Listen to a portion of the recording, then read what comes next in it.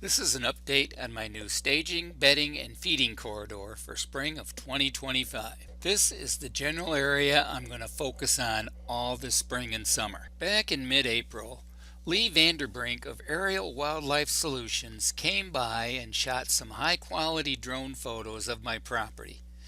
This is the section where I'm going to be concentrating my efforts all spring and summer, and I will focus on this general area during this video, which represents when I did a controlled burn and burned off the grasses in here a few days before.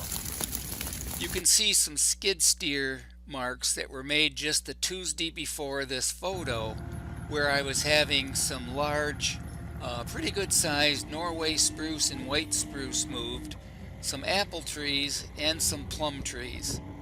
What's also neat about this high resolution photo is you can see where all the doe family groups spent their time crossing and bedding after the controlled burn.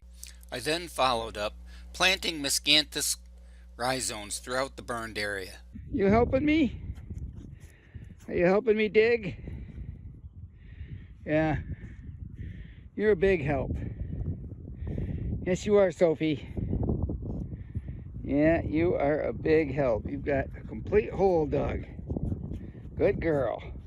The grasses were already sprouting up a couple of days after the burn. Well, I want to thank Ryan from Blue Hills Wildlife Nursery over in Pennsylvania. He sent me a message the other day and just said he saw what I was doing on YouTube and wanted to know if I wanted any fruit trees and that he was going to ship them to me. And I told him, well, thank you very much. That's very gracious. And they just came in today, dropped off. So let's see what they look like. We've got some really nice apple trees. And we've got some crab apple and pear. Look at the quality of those. Oh, and there's little Sophie. She's the new inspector.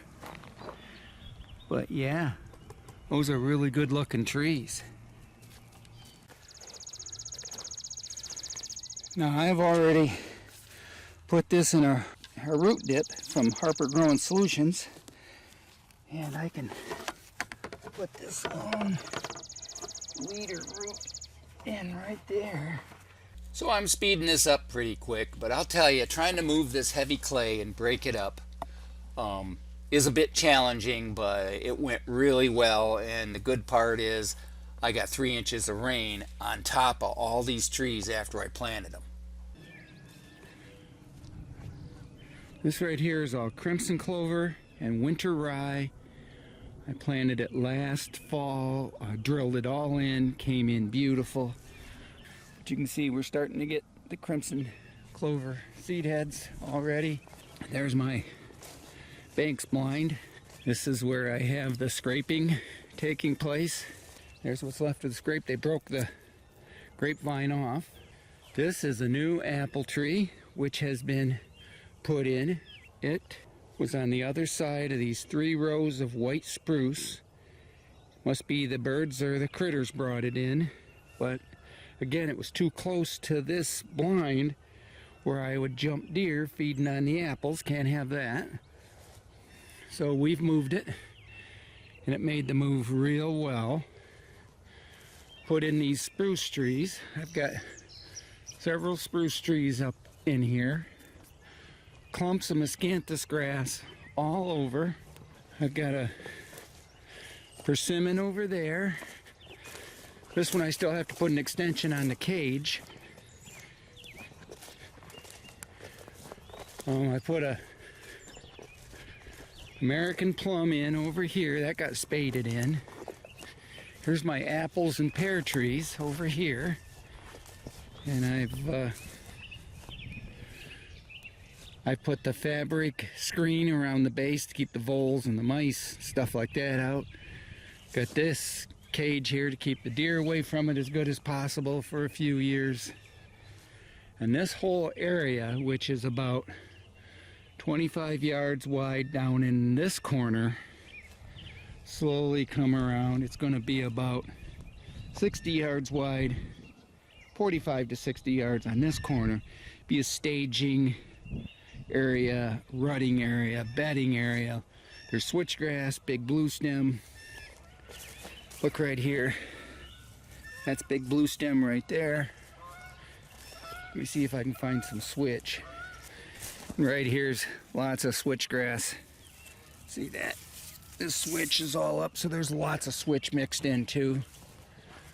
But this will be a alfalfa trail that runs right down and connects to this alfalfa trail. You can see that where it's been sprayed, it's starting to turn yellow. That's going to be milo, sugar beets, and some rutabagas. This is all going to be grasses. I've got a dozen more spruce trees that I'm going to get put in early next week. I've got clumps of miscanthus grass all over in here.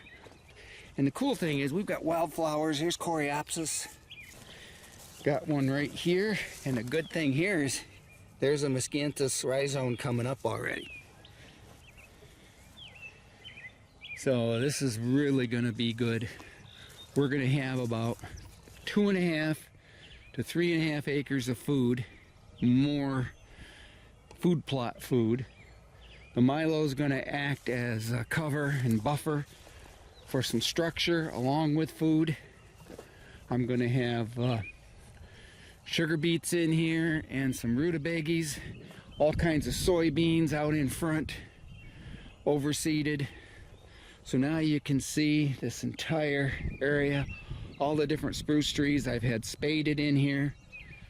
This is really, this whole corner is about duplicating what I've got going back here about 100 yards away.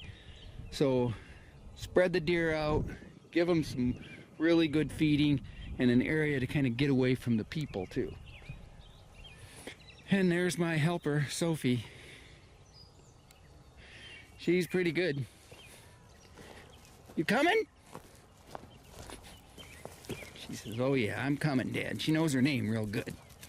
I made another improvement on my farm this year using the tree spade this April, and that was moving an apple tree that the birds or the critters had brought in that turned out to be too close to my access route to my stand, and relocating it to the end of my miscanthus grass pinch point in the Seclusion 360 destination plot to make that pinch point even better than it already is. The professionals from Hoop Landscaping sure made it look easy and saved me a lot of manual labor.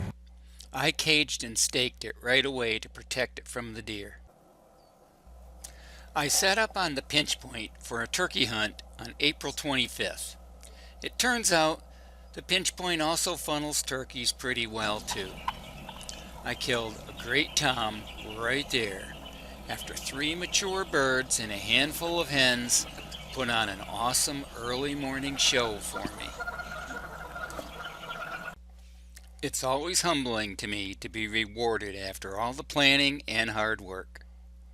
So this apple tree that you see right here is the one that was removed from too close to my access path, and I put it right on the end of this miscanthus to create a really good, as you can see, the deer will come right through here. There's a gap, about a 15-yard gap between the cedar tree over here and this apple tree. And you can see the Seclusion 360 is just looking beautiful. And right here by Sophie, you can see the deer have been eating it. Get your head back, but you can see the flat spots on them.